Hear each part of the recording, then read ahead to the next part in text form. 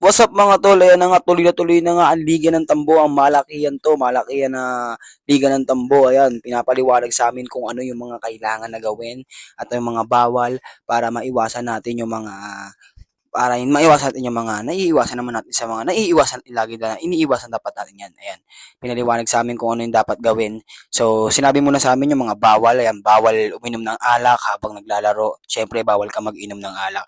Siyempre, bawal ka rin daw magyosi habang naglalaro ka kasi daw baka maunsya mo yung laro. Siyempre, bawal lahat. Bawal yung mga ganon. Bawal yung naglalaro ka na nagyosi ka. Dapat di ka nagyosi, di ba? Sabi din sa amin, kailangan kumpleto ka rin sa requirements bago ka maglaro. Kailangan meron kang pag-ibig, meron kang NBI, meron kang police clearance, meron kang barangay ID. Pag di daw nagtakin, papaalisin daw niya sa labas talaga. Ino, papalabas ino. Ay, napapalabas ikaw. Rep, ayusin mo tawag ko, Rep. Magsupain yung bed ko, tang. Magsupain yung bed. Dito na nga ako nag-umpisa magpaulan ng tres. Tignan mo, tumira na ako ng tres. Or 3 boys by Pau Pascal. Grabe talaga kami ni Pau Pascal, tol. Ito po, isa pa, oh. Pau Pascal ulit. Boom! 3 points. Tangina, tignan mo, nagpapaulan ako ng tres, oh. Isa pa, oh. Pagpasok niya, lahat sila magpapayong na kasi nagpapaulan na ako ng tres. Tignan mo naman. Pero na-video mo yung tres ko, tol. Para yun sa kanya, tol.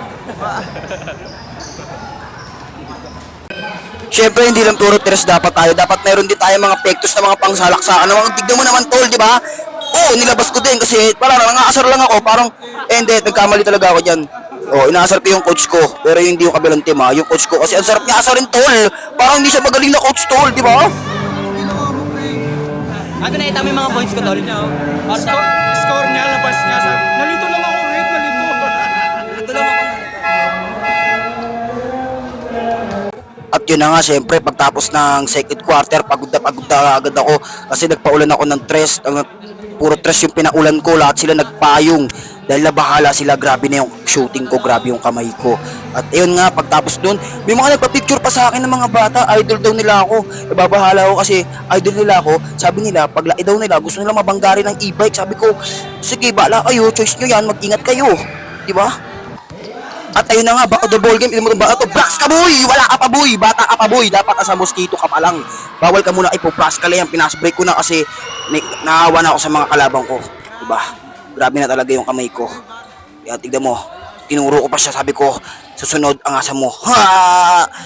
Yan, medyo pagod na ako kasi nauurat na ako sa kanila. Pero tuloy lang ang laro. Siyempre, partida niyan, hindi na ako masyado naglalaro. Pero, pagis pa rin talaga ng kamay ko. Grabe pa rin yung kamay. Wala kang pawis-pawis yung ginagawa ko. Banga. Basic lang, diba? Lahat ng mga ginawa ko, tol. Tama yun. Pag nakita mo akong pumersa, doon ako di makakapasok. Kasi pumepersa na ako. Kung makikita nyo, ayan nga, napanood ako ng mga kawal ng balagbag. Ayan, si Baby Blaze, si Kelly, at saka si Gila.